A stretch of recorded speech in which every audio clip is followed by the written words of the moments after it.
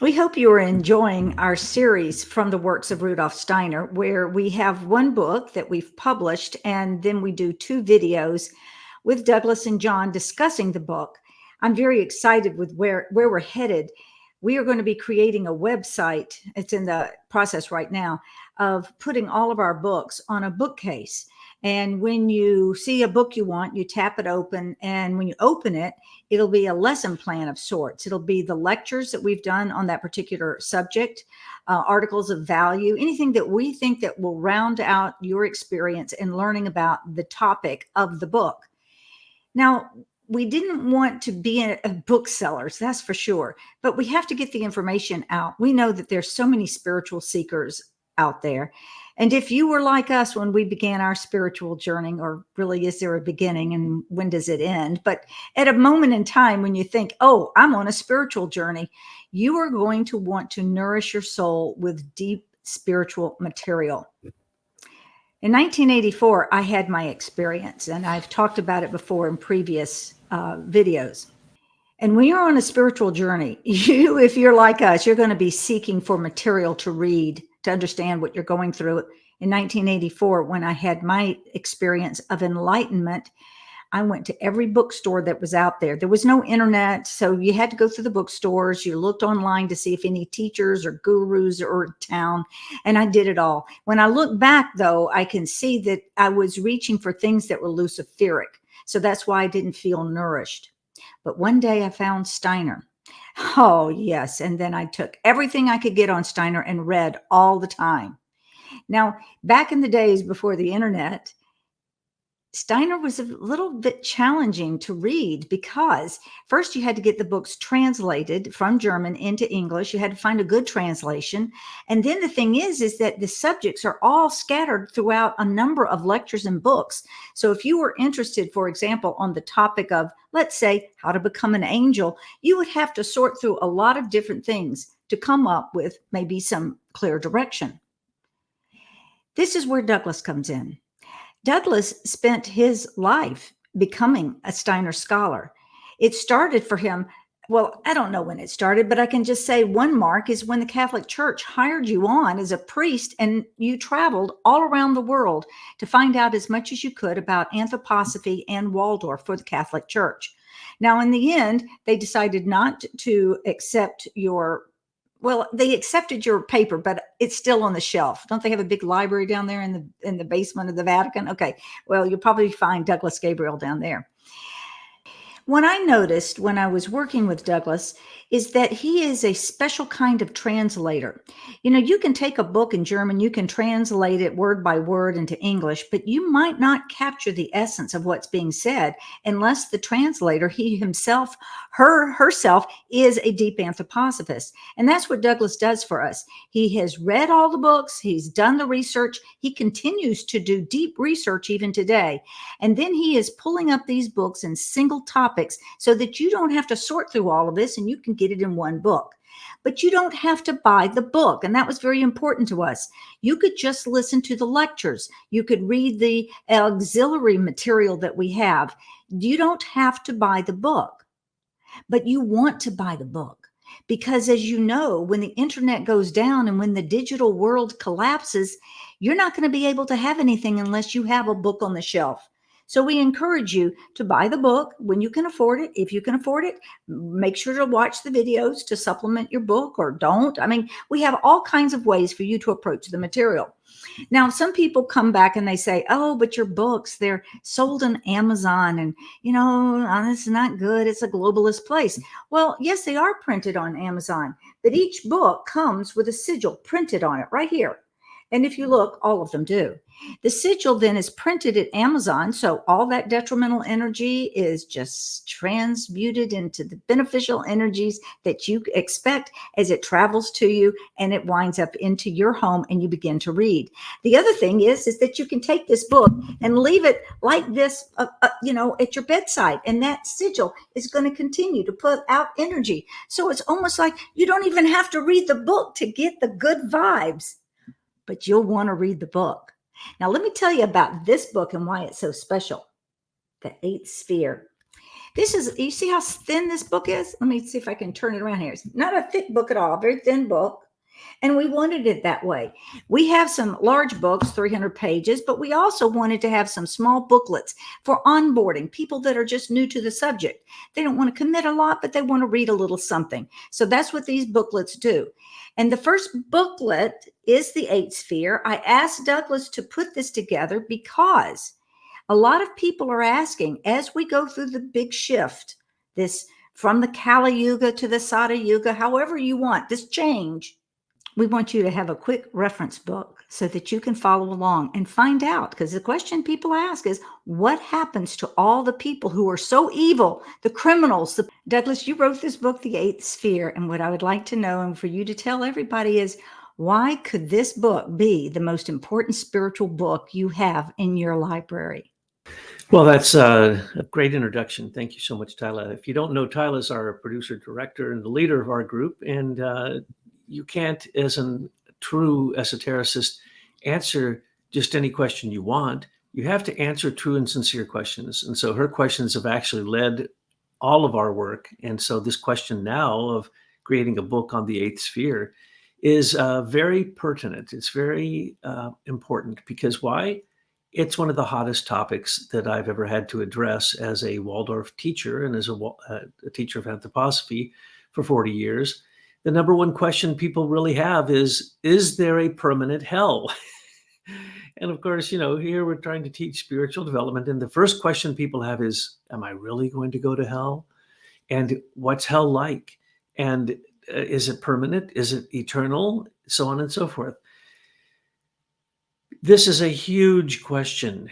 And we had put in the different books little sections on the Eighth Sphere because it's so important. And so you see some remarks in a variety of the books. We have about 23 books at this point. We'll have many more later.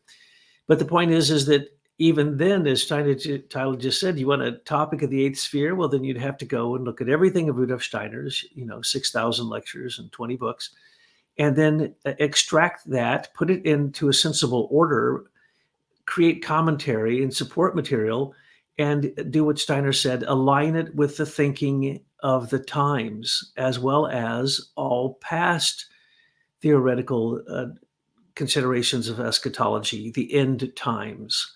And so that's what the Eighth Sphere is about.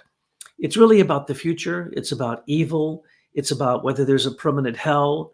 And essentially, it tries to answer the question of where are we going? Now, we put in the book on the apocalypse, Surviving the Apocalypse, Building Your Own Ark. In that book, it describes really where we are headed. And in that book, it's very important to understand the characters that are involved in describing the Eighth Sphere. The Eighth Sphere, one could say, is hell.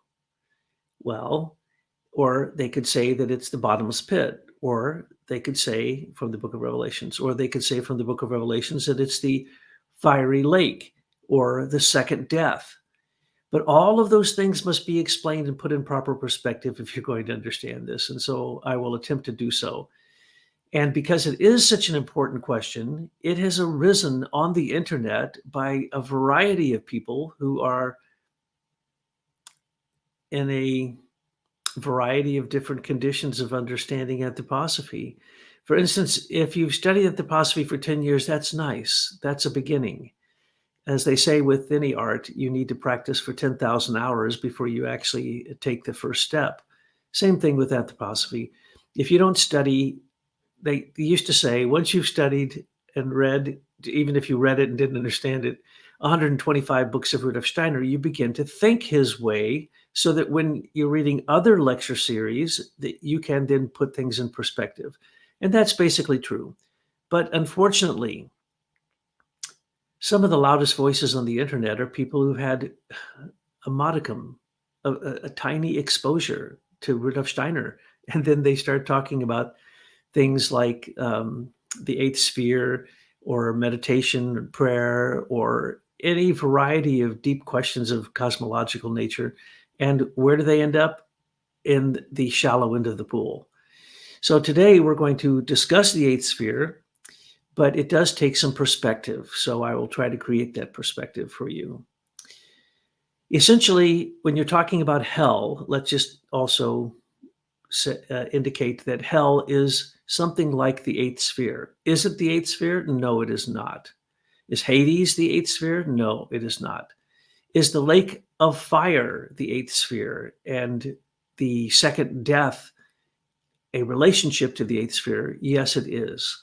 Now, you're only going to find that referred to in the book of Revelation of St. John the Divine, which we also have explanations of that in the book on Apocalypse. What that was John, St. John, who Christ said that he gave over his mother, or the being of Mary Sophia, into the care of John the Divine, who was under the cross at the crucifixion. And so in that book of Revelation, St. John demonstrates that he had gone through the previous initiatory circumstances that a Hebrew would go through, because he's making all the same references that Daniel makes in the Old Testament, that's in Ezekiel, that in all the different relationships to entering into the divine spiritual world. In other words, rising up to what is sometimes called the third heaven, the seventh heaven, the ninth heaven, to meet with the 24 elders or the spirits of the thrones, and to have communion with them, to basically sit down and sup with them, sit down and basically get nourished and participate in a mutual nourishment between the being who has arisen into this realm and the beings who are there. This apocalypse means uncovering of the soul. So you need to uncover your soul to find out the spirit that's behind it. Now, most of our spirits are coming to us from the future. They've been preserved in the spiritual world, and you can, if you are an initiate and you've gone through the stages of preparation, enlightenment, and initiation, you can begin to receive these messages of your higher selves at this moment in time through moral imagination, moral inspiration, moral intuition. And that's what John did. John received moral intuitions, which basically are beyond time and space. And in fact, technically, they're beyond even consciousness, but beyond time and space. So imagine when John was on the island of Patmos, and I've been there myself, and in the cave where he supposedly got the inspiration for the book of Revelation. I've been in that cave, and there was a place that they say was his bed. And I've laid in that bed, or laying in the bed, whichever it is. But I laid down in this bed, and as I was there, just like when I was in the Great Pyramid, in the sepulcher of the Great Pyramid, an explosion happened. I thought there was an earthquake, and I rose up, and strangely enough, this bed right above it's in a cave, and so you hit your head in the cave wall, and strangely enough, there is a crack right above this bed. And so when I laid down in it, because no one was around, I had this experience, and I rose up and I hit my head on this crack in the wall, in the cave wall, and basically saw stars, as you do when you bump your head. But anyway, I was chasing the question of, is this literally true? Is what John said literally true? Well, you have to be very careful with that. That's the reason that it takes many, many years, decades of research and study of the apocalypse, the book of Revelation, again and again and again, realizing that it is out of space, it is out of time. It is not talking about sequential orders of things. It is not talking just about the seven churches and what are the vials and what are the wraths and what are the trumpets. These things are mystery initiation wisdom. In the ancient time, the mystery schools, especially the Hebrew schools, taught the prophets what it was to rise into the spiritual world. In other words, to have an apocalypse, to have a revelation. And once they had that, it's a tough job, because if the prophet made one single wrong prophecy, the reward was death. So you can imagine that these traditions were very exact about they were explicit in their descriptions of what these beings were, but they used symbols that were familiar to them. And basically, as Rudolf Steiner has pointed out, that what Christ said, he clearly said this, that he taught parables to the common people, but his disciples, his apostles, he taught mystery wisdom. And so he spoke in the same language of mystery wisdom. And so when you hear Matthew and Mark referring to hell, they're referring to the mystery tradition that Christ, Jesus of Nazareth, who became Christ for 3 years, was speaking out of. And so it was a familiar territory. So when they said the number of man is 666, it is not anything like any interpretation I've ever heard, except those of theosophy and anthroposophy, spiritual science, and particularly Rudolf Steiner, because he describes then what is known as the golden chain. This golden chain is basically what happens when you have an apocalypse, an unveiling of the soul, and you see time, all the past, the present, and the future. Because, and this is the most difficult concept I'm going to present to you today, because it's the concept that you can't understand Revelations without. Time is eternal, but eternal has a limit. Beyond time, beyond what is called in the Bible eternal or forever, is the condition of the description of Christ at the beginning of the book of Revelation. I am the past, the present, and the future. And he says he is the Alpha and the Omega. In other words, he's the entire alphabet of creation, but things existed before that and they exist after that. So when the book of Revelation says heaven and earth will pass away, but my word will not pass away, that is the real mystery that we're dealing with here. The word is the creative word of Christ, who is a member of the Holy Trinity, which is one God in three parts, past, present, and future. So what John is telling us in the book of Revelation is beyond space and time, and particularly when he names things, they are symbols. It's like a dream. Everything in your dream is you, unless you're having a precognitive dream. So when you wake up, you shouldn't imagine that the person you saw in the dream, that something happened with them overnight. No, that person is a symbol. They're a representation. They are an image. They are basically a key, a piece to the puzzle. And that's what you need to do when you look at the book of Revelation. And when it says hell, remember that the book of Revelation says that hell and Hades, which was Gehenna, that was the Greek name for the Hebrew hell, which was called Gehenna. In the Mesopotamian, it was called Ur. Plato called it Ur.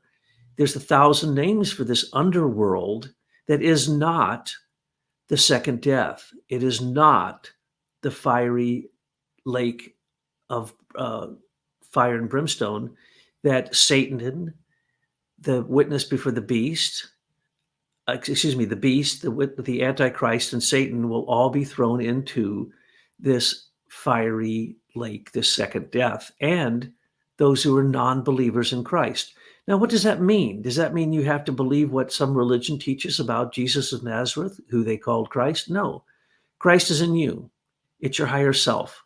So if you have not acknowledged your higher self, because that's what the book of Revelation says, it says that, and this is really strange because people don't seem to read the book as a victory story. They read it as a scary nightmare, and they try to find ways to overlay those symbolic images on our time and say that we're in the time of the seventh trumpet. We're at the end. We're at the war of all against all. No, we're not. We could be, but then every single person is when they die. So the images in the book of Revelation will happen to you when you die. Now, the question will be, are you going to be thrown in the fiery lake of that is the second death when you die? No. When you die, you go to a realm which Dante described as, of course, hell, paradise, purgatory, and paradise. The Catholic Church, of course, added this whole concept of purgatory, a place you go to work off your sins, where the fire is not quite so burning and the smell of brimstone and sulfur are not quite so overwhelming. But you go to this realm after you die. It's called Kamaloka from the Hindu scriptures. It's called Bardo from the Tibetan teachings. And when you enter the realm of Bardo, you go through intermediate states. You go through a process of basically judging yourself, because remember, that's what happens repeatedly in the book of Revelation. There are multiple judgments. The first judgment is, as told in the letters to the churches, it tells you what you should be working on in your different bodies. That's what those letters are referring to. They're referring to periods of time when we, as human beings and as humanity collectively, are developing our physical, etheric, astral bodies, our 3 parts of our soul and the 3 parts of our spirit. There's these descriptions that are personal. They are for you. They are for you to understand. So as you read those, you can find which of those churches you exist. Now, you can also, through the wisdom of spiritual science, figure out which of those churches are describing the different epochs of cultural periods that are ruled by archangels and archai. Archai are time spirits. Archangels are what are called regents of the zeitgeist, or the time spirits, or the spirit of the time, or the leader of the time. As an archangel rises up into the realm of the archai, they lead for about 360 years or so, and they carry a different flavor, a different planetary influence and correspondence that create certain general characteristics that happen over and over on a repetitive cycle, but always at a higher level. So when you enter into the question of time in the book of Revelation and you ask yourself the question, am I going to go to hell, or Gehenna, or Sheol, as the Hebrews called it, or the bosom of Abraham? Am I going to go to purgatory? And then there, what am I waiting for anyway? Well, as we know, with the story of the mystery of Golgotha, Christ's birth, death, descent to hell, and resurrection, we are told that Christ went to hell in the days between his death and his resurrection. And why did he do that? And why did the Hebrew people believe that when they died, they didn't go to a permanent hell? Because there was no second judgment. There's a judgment after you die, but the big question is what will happen after many incarnations that are aligned with the earth. Well, Revelation says the earth and heaven will pass away, but my word will never pass away. And so what are we talking about? We're talking about that in the realm of time, the earth itself will pass away. And time on earth would be considered the time that would be from beginning to the end of the earth, as the only time that space is considered the way it is by human beings. Time is considered with the limitations of human perception and a linear understanding of it. Well, time is not linear, and space is not confined. And space is not what we think it is. As a matter of fact, everything beyond our own solar system is incomprehensible to the human mind, and it's all speculation. So when you die, the question is, will you go to the place that the book of Revelation says that Christ appears on a cloud with a sickle, and he gathers his harvest? This is death. Because if you know that Christ is in you, you know you're eternal. And the injunction in the book of Revelation is to preach the eternal gospel and sing the new song of Christ. That's our job. But we are harvested early on for those who know that even the first death they will not face, and absolutely they will not face the second death, because they are already conscious, they already know who Christ is. And that's the whole issue. That's from beginning to end. The book of Revelation is saying, I'm revealing to you who Christ is in the big picture, in the whole picture of the 7 golden spheres, or the golden chain, or these 7 spheres of creation. The earth is the 4th of those spheres, but there were 3 spheres before, and there will be 3 spheres after. And that's where the concept of the eighth sphere comes in. On earth, as humans, we do face death, and that's the first death. But it's, in fact, completely redeemed if you have absorbed the resurrection body of Christ. You do not face death. That's what the Revelation says again and again and again. You will not face death.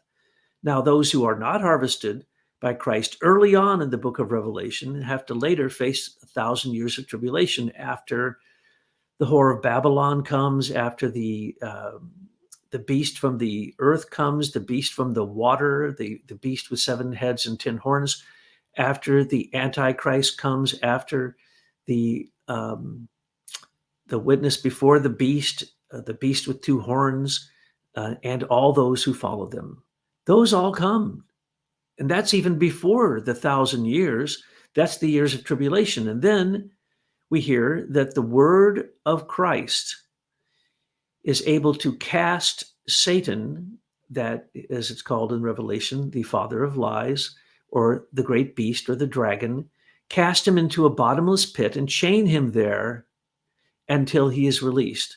So have we reached a point when Satan has been bound? Has anyone noticed in their life that Satan's been bound? No, of course Satan hasn't been bound. And that would only be for those who have been already harvested, because you're harvested before Satan is bound, and before tribulation, Satan is bound, and before the judgment, and before the casting into the fiery lake of brimstone and sulfur, the second death. So when you die, when a Hebrew died in the old times, they said, well, they didn't have a chance to meet the Messiah. And the Messiah is the redemption of all of incarnations, the whole point of incarnating. And so what happened? They're waiting in the bosom of Abraham. Now, if you were a bad person in the Hebrew tradition, and that tradition came from Mesopotamia, it came from Persia, it came from India, it came from Greece. These traditions are ubiquitous through every single religion or mythology that I know. There's a description of this underworld, Tartarus, Hades, the land that heroes are able to go into and come out. Psyche, the great heroine of the Greek story of Psyche and Eros, she went to the underworld and she came back. As long as you don't eat the food and drink the drink of the underworld, you're able to go there and return. So in other words, that certainly isn't a total death. Neither is it the second death. Mercury went there, Aeneas went there, Hercules went there, Orpheus went into those realms and came out. And in almost every really developed tradition, fully developed tradition, you will find that some hero goes into that realm and comes back. Now, what do we have as Christianity? Christ went into that realm. So everyone before Christ was incarnated,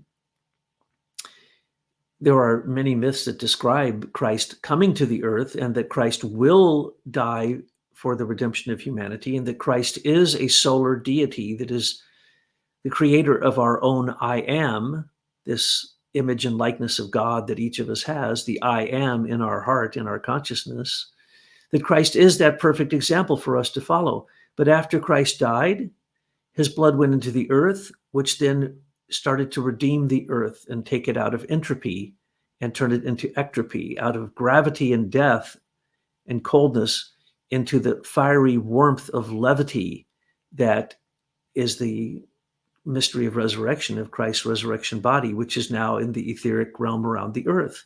So the earth is renewing itself and becoming, in fact, not just a planet, but growing into becoming a star, a radiant star that can then give out warmth, light, sound, and life, just like the sun does. So we have been given the chance, if you were a pre-Christian, and we all were at some point or another, in one incarnation or another, that we were held in Sheol, or the bosom of Abraham, or the underworld, whatever you want to call it. And then Christ came to that realm so that every single soul before the mystery of Golgotha would have an opportunity to experience Christ and say, oh, that is my divine template that I wish to emulate, that I wish to become. And then you begin to say, not I, but Christ in me. And in the far future, that's what we'll be saying. And the people who have been redeemed and given the white robes and teach the eternal gospel and sing the eternal song, or the song of Christ, the song of the Lion of Judah, as it described in the book of Revelation, those people know that they're eternal because they know that they have Christ in them. So we have this opportunity by studying the book of Revelation to find out about what ancient Hindu, Persian, Mesopotamian, Egyptian authors, who were divinely inspired in many cases, were talking about when they talked about what Steiner calls the eighth sphere. Now, in the book, The Eighth Sphere, right in the beginning, we put a chart. And this chart shows 7 major spheres, starting at the top, going to the bottom point, and then going back up. Well, you'll notice at the bottom sphere, the 4th sphere in this sequence, let's see if I can point at it, 1, 2, 3, 4, there's this other sphere. Now, mind you, we already know there's a moon around the Earth, right? But this says there's an 8th sphere, right? So what does that mean? Now, this is where it gets complicated. The 8th sphere interpenetrates normal material world. Steiner calls them 7 dimensions. These 7 spheres, or this golden chain of globes and spheres, are the different incarnations of the earth. Humans didn't come into this chain until the 4th sphere. Before that, we were living through the first 3 spheres, which created minerals, plants, animals, and in the 4th sphere, humans. So there is a part in every one of us that has the mineral, plant, animal perfections that arose during those 3 previous spheres. But in the 4th sphere, we recapitulate all of that, and it comes in a new form. Now, the future spheres are, in fact, redemptions of those other spheres. For instance, we are in the 3rd dimension. Steiner points out that there will be a 4th, 5th, 6th, 7th dimension, and that they interpenetrate us. So concurrently active right now are not only the whole 9 hierarchical spiritual ranks working through our body and in the physical world as they donate aspects to us, kind of like a shadow. They don't really come into this realm. Those beings are not human now. They are above us: angels, archangels, archai, Kyrieutetes, dynamis, exousiai, thrones, cherubim, seraphim, and then above them the Holy Trinity. Those 9 hierarchical beings are manifesting now, but they gave donations in the past. So in the 1st sphere, warmth was given. Well, by the time it reached the earth that we have now, that warmth became minerals. In the 2nd sphere, these are divine hierarchical beings who, in some cases, came to their furthest down on the ranks of the spiritual hierarchies as they could come. They can't come into the realm of the human, because in the realm of the human, there's death. We think there's death. Well, there is a death because we have freedom, and we can choose to either go into the 2nd death, or even 1st death and 2nd death in the fiery lake. And that's a choice. Each of us has that choice. But as these beings from the past donated in the 1st sphere, the minerals, in the 2nd sphere, the plants, in the 3rd sphere, the animals, there was, during the 3rd sphere, a time when something happened which is inexplicable. And as far as I can tell, there's no mythology, there's no religion that actually explains this. And Rudolf Steiner does the best that I can find. But he says that during that time, angels, during the 3rd sphere, were in their human form. Previously, the archangels were in their human form, which is not a human, just their furthest down into physical incarnation that they can come. In the 2nd sphere, it was the archangels. In the 1st sphere, it was the archai. The archai are beings of time. The archangels are beings of light. Angels are beings of fluidity. And then humans are this 10th hierarchy that is below the other 9 hierarchies. But we're going to rise up into those hierarchical ranks in the future. So when these beings went through their humanness, even higher beings had to create an atmosphere for them to do that in. Just like now, we have all 9 hierarchies creating the earth realm that we don't even see them anymore because they can't come down here, but we can see what they have donated. This donation of material substance, whether it be mineral, plant, or animal, is there for us to bump up against, to us to push against. It is, in fact, a necessary evil. And in the past, it wasn't evil. It was a donation. It was a sacrifice. It was a renunciation. It was a resignation of the higher spiritual beings to, in fact, hold back in time and space an element that would then become materially condensed. This happened because of the war in heaven. We hear the war in heaven described as Lucifer, who was the highest angel, fell into the realm of the material world. Well, this is what is being described in this golden chain of spheres. It's a falling of hierarchical beings into the material realm as a donation for humans to bump up against to create their own freedom out of love. But we have also the freedom to deny that God exists. We have the freedom to deny that all those hierarchical ranks exist. We have the freedom to deny that there's such a thing as a realm without space, a realm without time, a realm that is beyond human consciousness. We have that hubris. We have that pride. That's the Luciferic pride. But during the third sphere of the moon, something happened. Now, angels lived as divine images, pictures, two-dimensional pictures, always flowing in from the periphery into a point. And this can be described and is described by Rudolf Steiner in the book on the fourth dimension, but you can get it in our book called The Eternal Ethers, A Theory of Everything, which is on Amazon. And in there, I have basically condensed the best descriptions of these things, particularly from Steiner and others, so that you can understand them to some degree with human consciousness and cognize these things as in terms of putting them in somewhat of a divine plan is what it's called. It's called a manvantara. The 7 spheres all together, and the pralayas, the rest periods in between them where everything goes into chaos and then comes out again in a new form. There's a pralaya between each of the 7 spheres. If you look at all of the 7 spheres together, that's called a manvantara or a mahaparamanvantara, depending upon how you want to look at it. But there's a name for it. It's called the divine plan. Well, the divine plan needed hierarchical beings to resist it to create matter. And it is matter that is the delusion, the illusion that you are not eternal.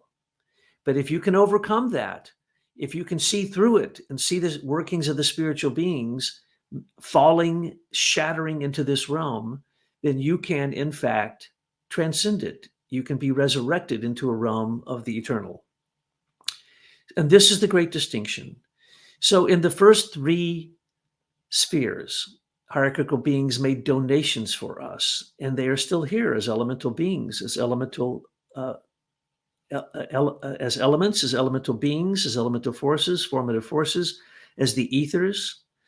All of these things are here for us to work with, and it's extraordinarily complicated to realize how time, from a human perspective, can't understand that we have what's called heterochrony. We have beings from the ancient past active in us now. And when we take over for what they have given us as donations, we can then become free and develop and ascend into the future 3 spheres. Now, the distinction has to be made there because during the 3rd sphere, these images started to manifest as something quite physical because it was a realm of fluidity. Everything flows. For instance, when you're going to sleep at night, if you can watch it very carefully, right before you go to sleep, you will see an ocean of images coming from all directions that aren't yours. Now, when you surrender into sleep, they for sure aren't your images, and you can't control them when you're in your dreams. So that is a realm that the angels live in. And that is when the eighth sphere started to be created. So even though there's no eighth sphere during the third sphere on that chart, and the eighth sphere is shown on the fourth cycle or the fourth sphere of Earth, where we humans come to our awakening, what we have really is the remnants of the third sphere coming into the fourth sphere that created what we now know as the possibility for evil. Because some of the beings who did not donate their substance, but they became laggard beings. They decided out of their own freedom, well, out of their own humanness, to have freedom and to fall back in time because they were advanced beings. So they could, in fact, rule over lesser beings. This is the pride of Lucifer.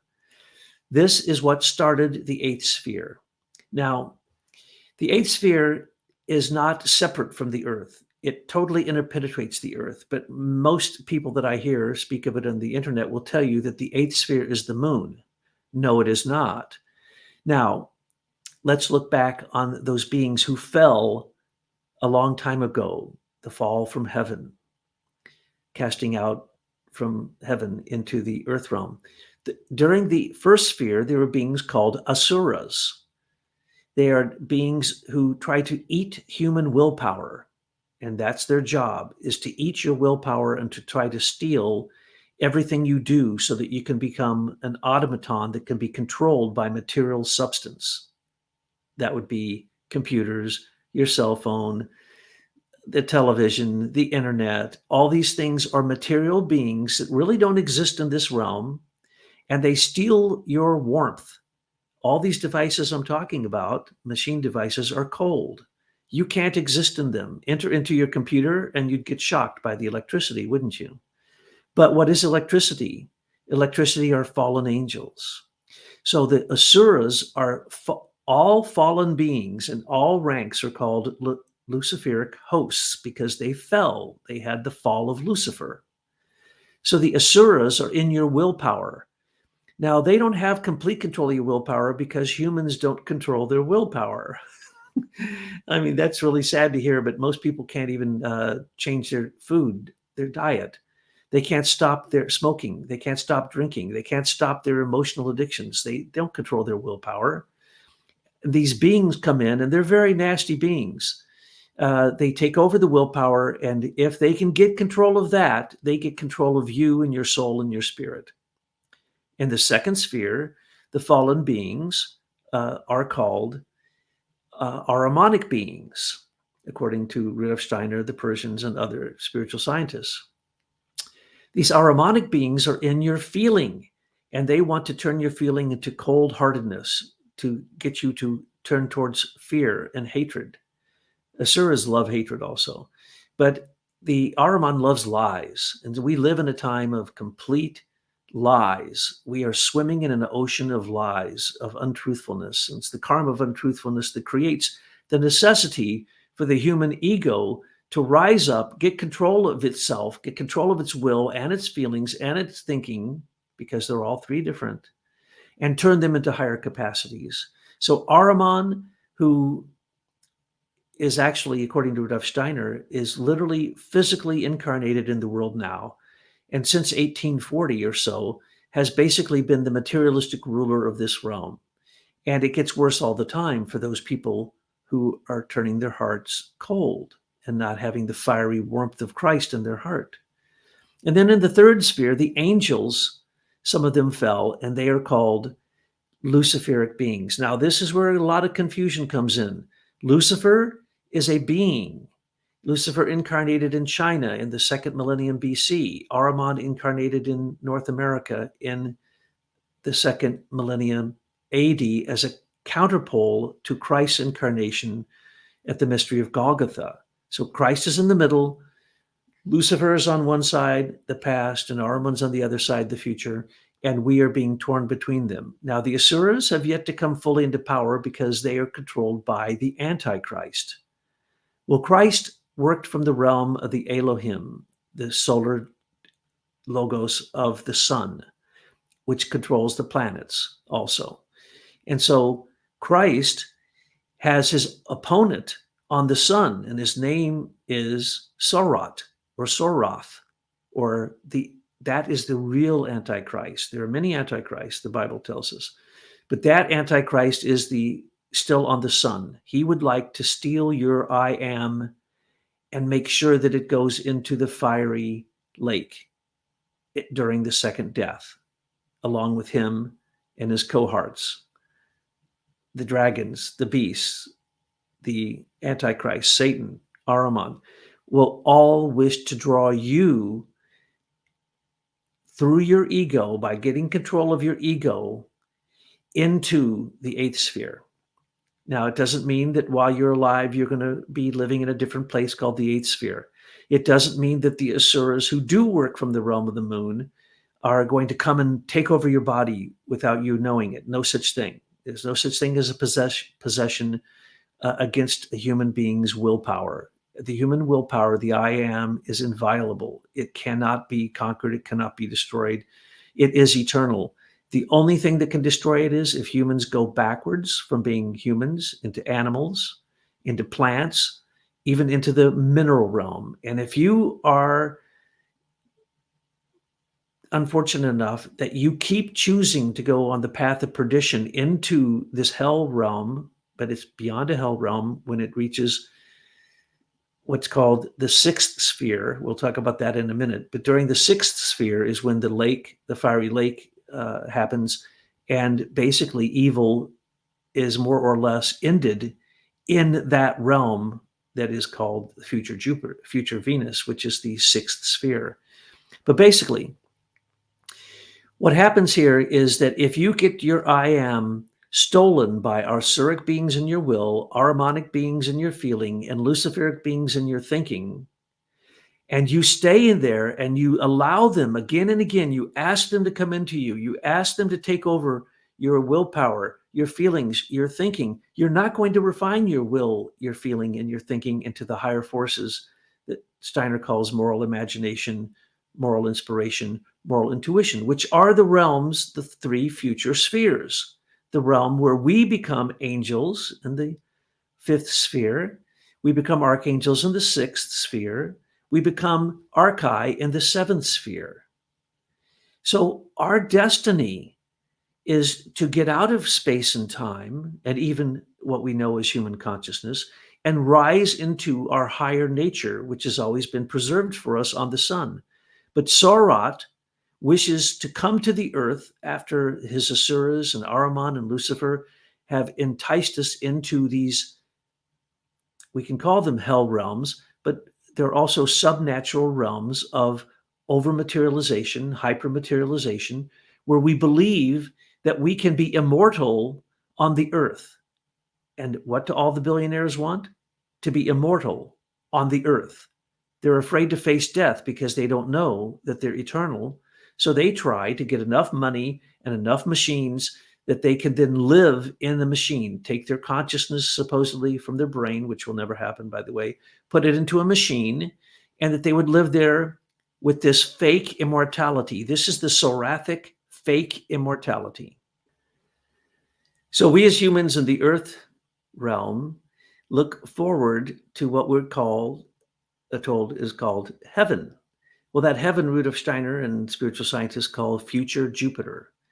So if you don't understand your Christ and self before the war of all against all, which at the end of the there's seven spheres, 7 cycles inside of those spheres, 7 cycles inside of those. So when you reach the end of that for the earth, what will happen? As we move into future Jupiter, everything first goes into pralaya, goes into total chaos, like a chrysalis and turning from a caterpillar to a butterfly. We turn into angels. But unfortunately, those who decided to become more animal than human, or even drop down into the realm of plants, or even into the realm of minerals, will become subhumans. So humans, some will become angels, some will become black magicians. Those black magicians are some of these beings who fell from grace in previous times, in previous spheres. And then there will be this eighth sphere. And the eighth sphere, Steiner says, is a dark realm of mud where humans will, in fact, be like slugs. And so in future Jupiter, which we call heaven, we see that we are angels, but we forget that as angels, we're going to have to help the subhumans who are perhaps fallen into the animal, plant, or mineral realm. That's going to be our job. And we'll be fighting against evil, evil black magicians of even higher rank than a human being. And then that will go on to the next sphere. And in the next sphere is when it reaches that's the sixth sphere, and it reaches the sixth cycle of the sixth inner cycle. That is 666. And that is when the final judgment comes. And when the final judgment comes, as we've said, Satan and all of his cohort will be thrown into the fiery lake. Does that mean it's the end of them and the end of their existence? No, it does not. But they can't go with us to the sun, because in the seventh sphere of Vulcan, we will actually be united with the sun again, as we were to begin with in the first sphere. So what happens to those beings? They are not totally annihilated. There is no permanent hell. You're given chances all along the way to either fall or rise. That is a personal decision for a human who has freedom. And even the hierarchies, when they had human freedom, they had to make the decision, and that's why some of them have fallen and are in this realm. These are called the Avicii men, or the Avicii, and they are in fact people who are possessed by demons in our time, who have chosen to be possessed by demons. And so in the sixth sphere, they will meet a judgment, and they will be cast into this realm. And then for a while, they'll be in great darkness. Eternity, what is called eternity or foreverness, will end. And endurance or duration then becomes the sequence of time, which is actually pervasive and goes in both directions at one time. And then on Vulcan, they have to wait. And then they return in the seventh dimension to starting all over again. We humans will be archive beings, will be beings of time, beings of fire spirits by then. But those other beings, the human beings who've fallen back, they will become nature spirits. They will become elemental beings, and they will have to start all over again on the golden chain of the spheres. So they are not ever thrown out. Nothing is wasted in creation, and there is no such thing as permanent hell, but it sure looks like it for those who are trapped in time and in a realm that burns them. But what burns you? Your unfinished, your unrequited, your unresolved desires are a fiery nature that burn you even now. So when people talk about the eighth sphere, it's happening right now. And you can look in someone's face and see if they're in hell, if they're in this fiery realm. And if they decide to continue in that realm, they then become chosen members of the realm of the eighth sphere.